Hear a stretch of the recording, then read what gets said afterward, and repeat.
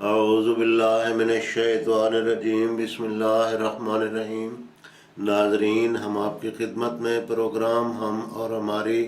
صحت لے کر حاضر ہیں، اور آج ہماری اس مجلس کا موضوع ہے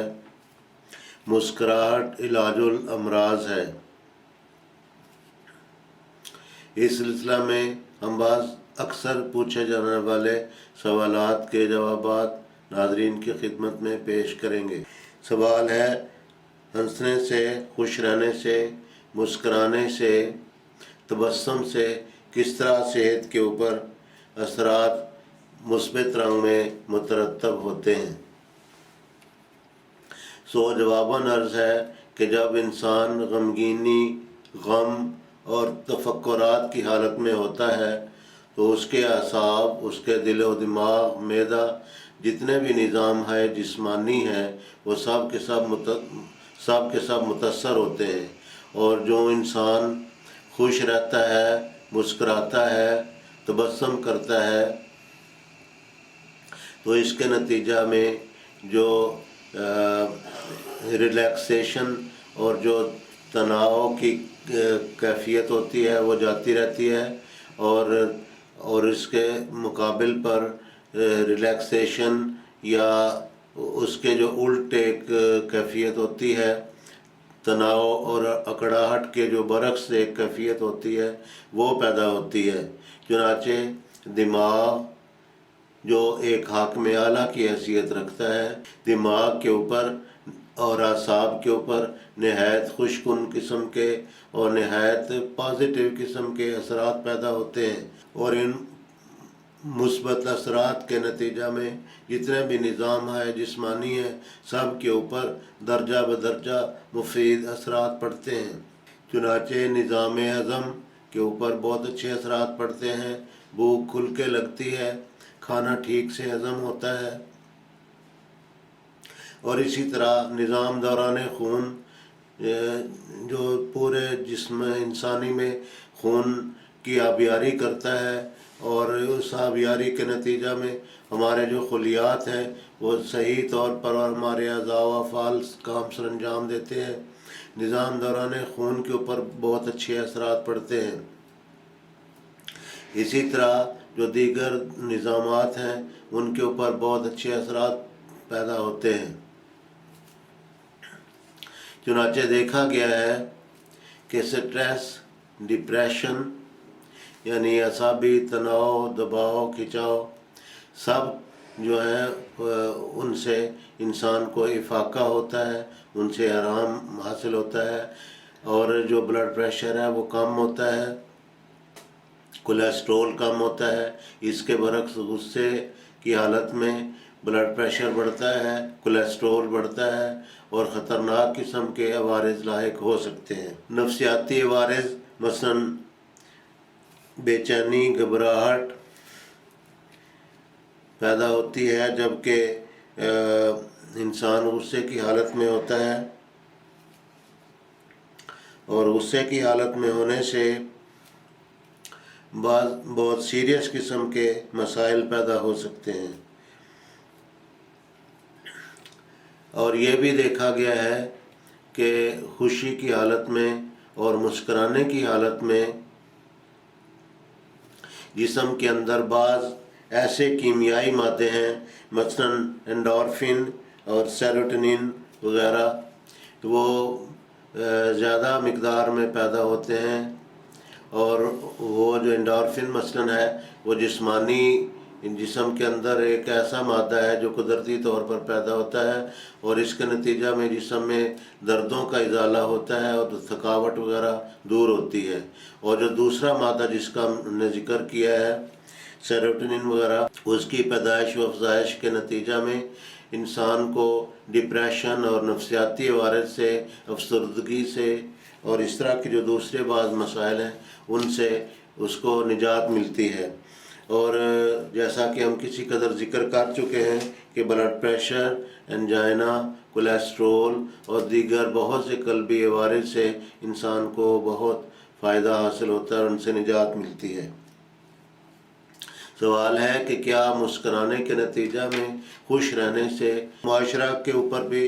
بہت اچھے اور مثبت قسم کے اثرات مترتب ہوتے ہیں۔ سو جواباً عرض ہے کہ جو شخص خوش رہتا ہے اس کے ساتھ جو دوسرے لوگ ہیں، معاشرے کے اہل معاشرہ کے جو لوگ ہیں، اہل معاشرہ اس سے اچھا محسوس کرتے ہیں، اس سے ایک اٹریکشن بھی پیدا ہوتی ہے اور حلقہ احباب وسیع سے وسیع تر ہوتا ہے۔ اور جس طرح کسی نے کہا ہے کہ laugh and the world will laugh with you, weep and you will weep alone، یعنی جب انسان خوش ہوتا ہے جو دوسرے لوگ ہیں اس کے پاس آ کے بیٹھتے ہیں، اس کی دل جوئی کرتے ہیں، اور اس طرح اس کے دوستوں کا حلقہ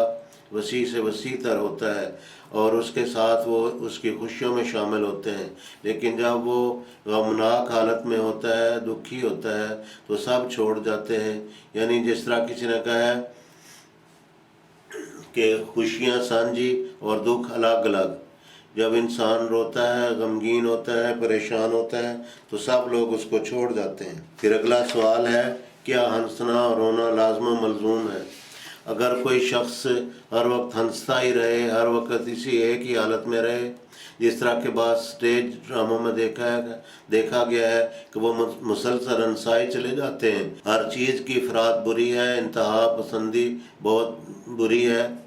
انتہا پسندی یعنی جو افراط و تفریط ہے ہر معاملے میں بری ہے، اور خیر الامور اوسطھا، یعنی درمیانہ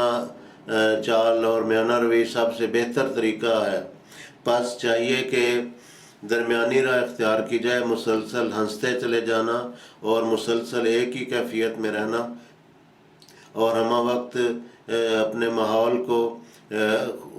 خوشی اور ایسی حالتوں سے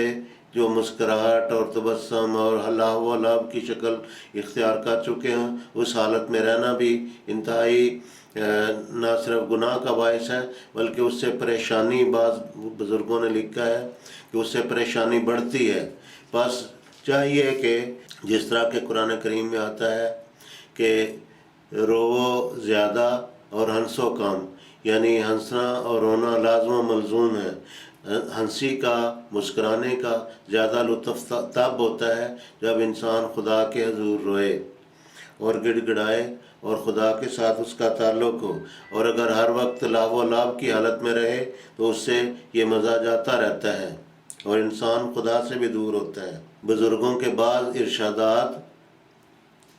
جو اشعار کی صورت میں ہیں ہم نمونتاً پیش کرتے ہیں۔ فرمایا، پیشہ ہے رونا ہمارا پیش رب ذوالمنن، یہ شجر آخر کبھی اس نہر سے لائیں گے بار، میرے آنسو اس غم دل سوز سے تھمتے نہیں، دین کا گھر ویراں ہے اور دنیا کے ہیں عالی مینار، اے خدا تیرے لیے ہر ذرہ ہو میرا فدا، مجھ کو دکھلا دے بہارے دیں کہ میں ہوں اشک بار۔ یہاں یہ بتانا ضروری ہے گو کہ یہ مسکراہٹ کا، ہنسنے کا، خوش رہنے کا یہ موضوع ہم نے چھیڑا ہے، لیکن جیسا کہ ہم کہہ چکے ہیں کہ زیادہ خوشی تبھی محسوس ہوتی ہے جب انسان اس کے ساتھ ساتھ رونے کا طریق بھی اپنائے اور رونا بھی خدا کے حضور میں ہو۔ رونے کا طریق جو بزرگوں نے لکھا ہے وہ یہ ہے کہ ایک الگ کوٹڑی میں اندر سے اس کو بند کریں، اس کا کواڑ بند کریں اور الگ بیٹھ کے پہلے درود شریف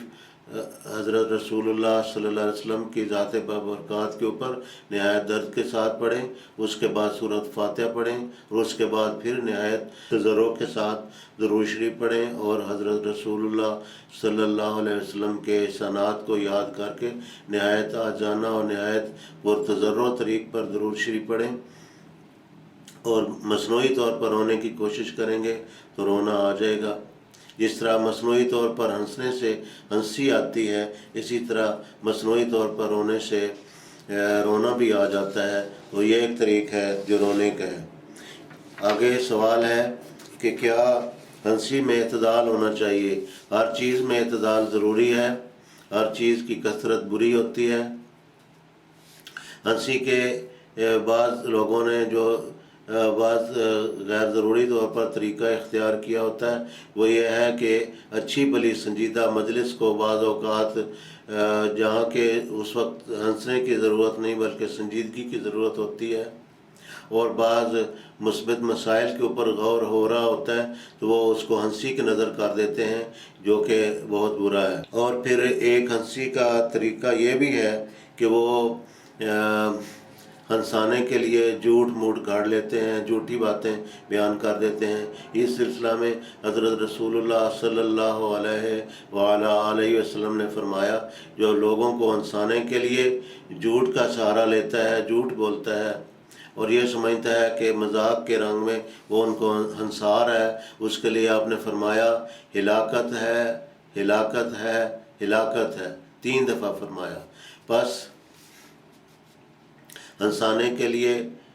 مذاق کے رنگ میں جھوٹ بول دینا یہ ایک انتہائی خطرناک ہے۔ اسی زمرے میں 1 اپریل فول، جہاں کے لوگ اس کی آڑ میں یعنی ہنسانے کے لیے مذاق کے رنگ میں لوگوں کو بے وقوف بناتے ہیں اور گویا کہ ایک قسم کا مذاق اور ہنسی کی شکل میں لوگوں کو یعنی ایسے بعض جھوٹی موٹی باتیں بیان کر کے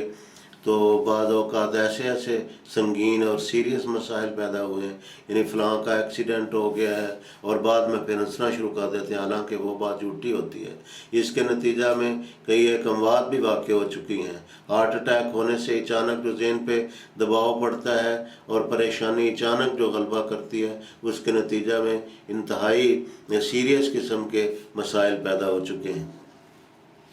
اور ایک اچھا فعل جو قدرتی فعل ہے، جیسا کہ ہم ذکر کر چکے ہیں، ایک بہت اچھا فعل ہے جس کے تمام نظام ہائے جسمانی پر بہت اچھے اثرات مترتب ہوتے ہیں، جس سے امیونٹی بڑھتی ہے، اس سے مدافعانہ نظام مضبوط ہوتا ہے، اعصاب کو تقویت ملتی ہے، بہت سے علاجوں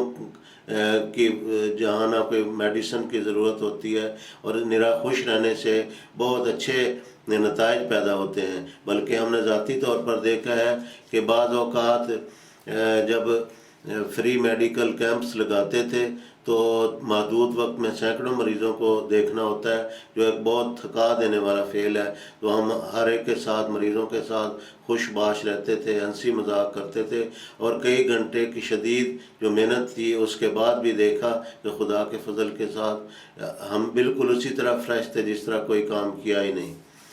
اور یہ جو فعل ہے ہنسی کا، خوش رہنے کا،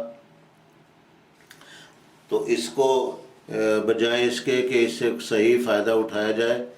لوگ اس کو غلط رنگ میں لیتے ہیں جس کا نتیجہ برا ہوتا ہے۔ آج کل سائنس نے ثابت کیا ہے کہ ہنسنا مسکرانا صحت کے لیے بہت اچھی اور مفید ایک عادت ہے، اور اس کے لیے سمائل تھراپی کے کلینک قائم کیے گئے ہیں اور اس کو بہت پروموٹ کیا جا رہا ہے۔ اس طریقہ علاج کو ایک علاج کا ایک حصہ ہے۔ بس ہم چاہتے ہیں کہ اس علاج کو اس سے لوگ فائدہ اٹھائیں۔ یہ وہ علاج ہے جس میں نہ کسی کڑوی دوائی کی ضرورت ہے، نہ ڈاکٹروں کے پاس جانے کی ضرورت ہے، انسان کے اپنے اختیار میں ہے، بس اس سے ہمیں فائدہ اٹھانا چاہیے۔ اگلا سوال ہے کہ ہنسی میں بعض لوگ بخل سے کام لیتے ہیں۔ اس سلسلہ میں دیکھا گیا ہے کہ بعض لوگ ہنسنے میں گویا کہ بہت بخل اور کنجوسی سے کام لیتے ہیں، اور ان کی اپنی صحت اور طبیعت کے اوپر بھی بہت برا اثر پڑتا ہے۔ ایک دفعہ ہمیں ایک لطیفہ یاد آیا کہ ایک دندان ساز تھے، انہوں نے ایک مریض کے دانتوں کی فٹنگ دیکھنی تھی۔ انہوں نے اس کو کہا کہ تھوڑا سا مسکرائیے تاکہ آپ کی دانتوں کی فٹنگ یہ نہ ہو کہ آپ مسکرا رہے ہوں، ایسا لگے کہ آپ رو رہے ہوں، یا آپ غمگینی کی حالت میں ہوں تو ایسا لگے کہ آپ ہنس رہے ہیں۔ میں نے فٹنگ چیک کرنی ہے، میں یہ اس وقت لڑکپن کی بات ہے تو پاس ہی کھڑا دیکھ رہا تھا، تو اس نے کہا کہ مجھے تو صاحب ہنسی آئی ہوئی نہیں ہے۔ انہوں نے کہا تھوڑا سا مسکرا دیں، کہتے ہیں اس طرح میں مسکرا نہیں سکتا۔ اس نے کافی کہا، لیکن وہ جو صاحب تھے، جو مریض تھے، وہ بالکل انہوں نے قسم کھائی تھی کہ ہنسنا نہیں۔ وہ کہتے میں قطعاً بھی ہنس نہیں سکتا جب تک کہ کوئی ہنسی کی بات نہ ہو، میں نہیں ہنسوں گا۔ انہوں نے کہا کہ تھوڑا سا مسکرا دو، کہتے بالکل بھی نہیں مسکراؤں گا۔ انہوں نے دانت دیکھنے تھے، انہوں نے دبکے مارے، ناراض ہوئے، لیکن انہوں نے کہا کہ کچھ بھی کر لے میں نے نہیں ہنسنا۔ جب انہوں نے دیکھا کہ ڈاکٹر صاحب جو دندان ساز ہیں اب ہنسنا ایک مجبوری ہے تو اب چھٹکارا نہیں ہوگا، تو انہوں نے اپنا منہ بند کر لیا اور کہنے لگے یعنی یہ ان کی ہنسی تھی جو انہوں نے پھر بھی اپنے دانت جو تھے نا وہ ڈاکٹر صاحب کو دیکھنے نہیں دیے۔ تو بہرحال یہ ایسی باتیں ہیں، جس طرح زیادہ ہنسی اور زور سے ہنسنا اور مجلس کا مزہ خراب کرنا یہ بھی بد تہذیبی ہے، اسی طرح یہ بھی بہت بری بات ہے کہ انسان اس قدر سیریس ہو، ایسے منہ کو مکے گسون کی طرح بنائی رکھے کہ جو بالکل ہنسے نہیں اور اتنا سیریس رہے، یہ دونوں انتہائیں بری ہیں۔ اللہ تعالیٰ ہم سب کو ہر دکھ اور بیماری سے محفوظ و مامون رکھے، آمین۔